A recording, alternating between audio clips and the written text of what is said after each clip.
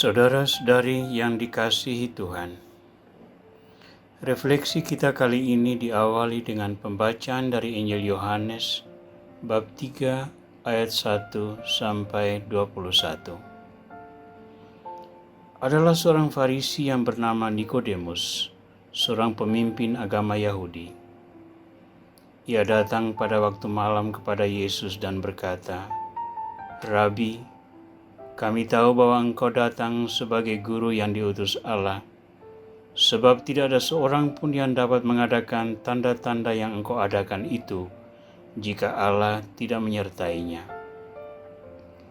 Yesus menjawab, katanya, "Aku berkata kepadamu, sesungguhnya jika seorang tidak dilahirkan kembali, ia tidak dapat melihat kerajaan Allah." Kata Nikodemus kepadanya, "Bagaimanakah mungkin seorang dilahirkan kalau ia sudah tua? Dapatkah ia masuk kembali ke dalam rahim ibunya dan dilahirkan lagi?" Jawab Yesus, "Aku berkata kepadamu, sesungguhnya jika seorang tidak dilahirkan dari air dan roh, ia tidak dapat masuk ke dalam kerajaan Allah.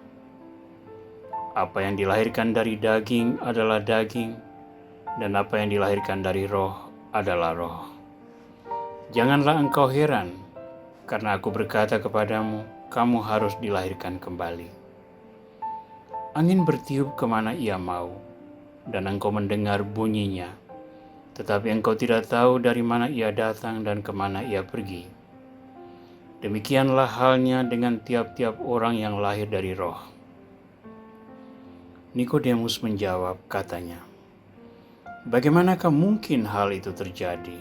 Jawab Yesus, "Engkau adalah pengajar Israel, dan engkau tidak mengerti hal-hal itu? Aku berkata kepadamu, sesungguhnya kami berkata-kata tentang apa yang kami ketahui, dan kami bersaksi tentang apa yang kami lihat, tetapi kamu tidak menerima kesaksian kami. Kamu tidak percaya waktu aku berkata-kata dengan kamu tentang hal-hal duniawi. Bagaimana kamu akan percaya kalau aku berkata-kata dengan kamu tentang hal-hal surgawi? Tidak ada seorang pun yang telah naik ke surga selain daripada Dia yang telah turun dari surga, yaitu Anak Manusia. Dan sama seperti Musa meninggikan ular di padang gurun, demikian juga Anak Manusia harus ditinggikan, supaya setiap orang yang percaya kepadanya beroleh hidup yang kekal. Karena begitu besar kasih Allah akan dunia, sehingga Ia telah mengaruniakan Anaknya yang tunggal, supaya setiap orang yang percaya kepadanya tidak binasa, melainkan beroleh hidup yang kekal. Sebab Allah mengutus Anaknya ke dalam dunia bukan untuk menghakimi dunia, melainkan untuk menyelamatkannya oleh Dia. Barang siapa percaya kepadanya, ia tidak akan dihukum. Barang siapa tidak percaya, ia telah berada di bawah hukuman, sebab ia tidak percaya dalam nama Anak Tunggal Allah. Dan inilah hukuman itu. Terang telah datang ke dalam dunia, tetapi manusia lebih menyukai kegelapan daripada terang, sebab perbuatan-perbuatan mereka jahat. Sebab barang siapa berbuat jahat membenci terang dan tidak datang kepada terang itu, supaya perbuatan-perbuatannya yang jahat itu tidak nampak. Tetapi barang siapa melakukan yang benar, ia datang kepada terang, supaya menjadi nyata bahwa perbuatan-perbuatannya dilakukan dalam Allah. Tuhan Yesus Kristus, kami bersyukur kepadamu, karena Engkau telah berkenan mengajarkan kami hati yang terbuka pada karunia Roh-Mu. Semoga berkat pengajaran-Mu, Engkau terus membuka hati kami kepada karunia-karunia yang lebih besar, agar kami teguh berpegang pada karunia iman ini dan dengan penuh sukacita mewartakannya kepada sesama. Semoga Berkat pemahaman kami tentang kehendak Bapa Surgawi, kami boleh terus menjadi utusan-Mu yang setia, mewartakan keselamatan kepada bangsa-bangsa. Engkau ya Tuhan yang berkuasa bersama Bapa dan Roh Kudus, kini dan sepanjang masa. Amin.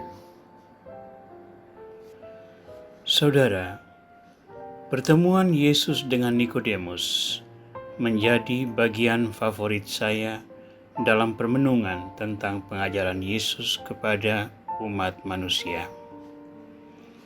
Nikodemus adalah anggota Sanhedrin. Dia adalah pengajar bangsa Israel, seorang yang berhak menduduki kursi Musa untuk mengajarkan prinsip-prinsip iman dan moral kepada orang-orang. Namun ia menyadari bahwa pengetahuan yang diperolehnya melalui pendidikan tidak setara dengan karisma yang dimiliki oleh Kristus Yesus. Maka ia datang kepada Yesus untuk berbicara tentang kebenaran iman. Dan Yesus membuka hati Nikodemus, sehingga ia menyadari betapa tidak berarti pengetahuannya, keahliannya, di hadapan Kristus yang bersaksi dari dirinya sendiri. Engkau pengajar orang Israel, dan engkau tidak mengetahui tentang hal-hal ini? Kritikan Yesus yang begitu tajam, saya percaya sangat menyentak kedalaman hati Nikodemus. Barangkali itu juga menggugat harga dirinya. Tetapi keinginannya untuk memahami makna kehadiran Kristus membuatnya ia dengan rendah hati duduk dan mendengarkan kata-kata Kristus yang begitu dalam. Dan kerendahan hati Nikodemus terbayar. Kepadanya Kristus mengungkapkan misteri teragung, alasan utama mengapa ia ada di dalam dunia. Seluruh intisari kehidupan Kristus termuat dalam bab 3 ayat 16, seruan yang begitu agung. Karena begitu besar kasih Allah akan dunia ini, sehingga ia telah mencurahkan anaknya yang tunggal, supaya setiap orang yang percaya kepadanya tidak binasa, melainkan beroleh hidup yang kekal. Hanya dalam satu kalimat ini, Kristus memberikan ringkasan sejarah keselamatan. Kristus hadir ke dalam dunia karena Tuhan begitu mencintai manusia. Dan untuk mencintai manusia ini, ia rela mengirimkan putranya yang tunggal dengan tujuan agar setiap orang yang percaya kepada putra tunggal ini tidak binasa, melainkan beroleh kehidupan yang kekal.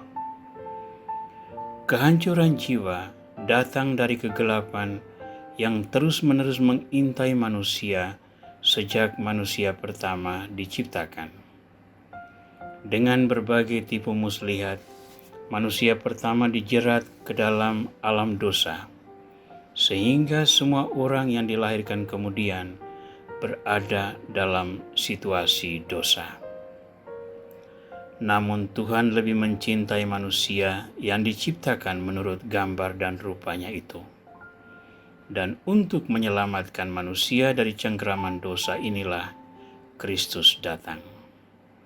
Dan Kristus memainkan peranannya dengan sangat konsekuen, terutama melalui penyerahan diri dalam pewartaan, dalam pelayanan kemanusiaan, dan dalam korban diri di salib yang kita warisi sampai hari ini dalam sakramen Maha Kudus.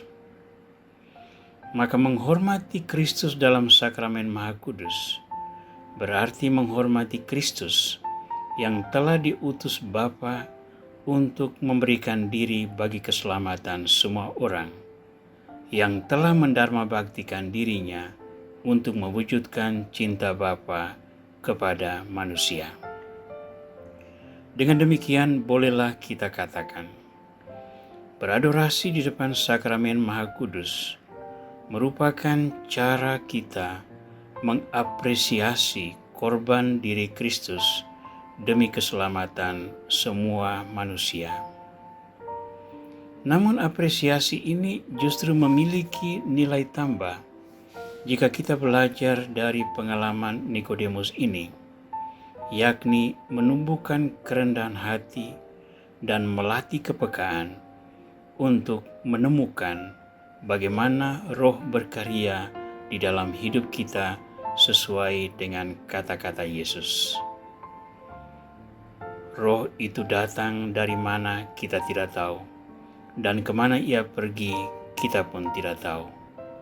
Namun kita bisa mengalami efek-efek besar karya Roh dengan bertumbuhnya gereja, dengan terbentuknya karya-karya pelayanan, dengan konsistensi perjuangan Gereja Kudus untuk menegakkan kebenaran dan keadilan.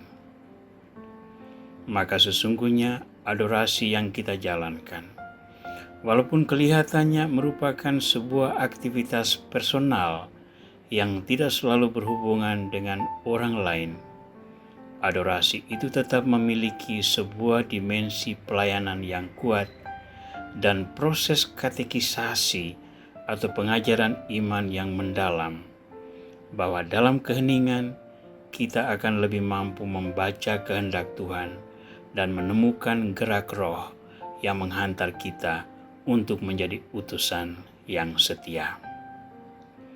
Setialah selalu dalam adorasi ini. Bukalah hati lebar-lebar dengan penuh kerendahan hati untuk menerima firman Kristus. Terimalah perutusan yang diberikan Roh kepadamu, dan jalanilah itu dengan sepenuh hati, karena di sana ada rencana Tuhan yang sedang diwujudkan. Tuhan Yesus Kristus, doronglah kami untuk selalu setia membuka diri dan belajar rendah hati. Bukalah pintu hatimu dan terimalah kami yang mau belajar dari keagunganmu, sebagaimana Nikodemus telah datang menemuimu, dan kepadanya kau beri ganjaran yang besar, mengungkapkan makna kedatanganmu ke tengah dunia. Berikanlah kepada kami pemahaman serupa, agar kami lebih percaya diri mewartakan kehendak-Mu kepada banyak orang. Semoga setiap tutur kata dan tingkah laku kami membahasakan kehendak-Mu ini dan menghantar banyak orang untuk menemukan keselamatan sejati di dalam salib dan kebangkitan-Mu. Ya Yesus yang agung, jadikanlah hidup kami pujian bagi keagungan-Mu, kini dan sepanjang masa. Amin.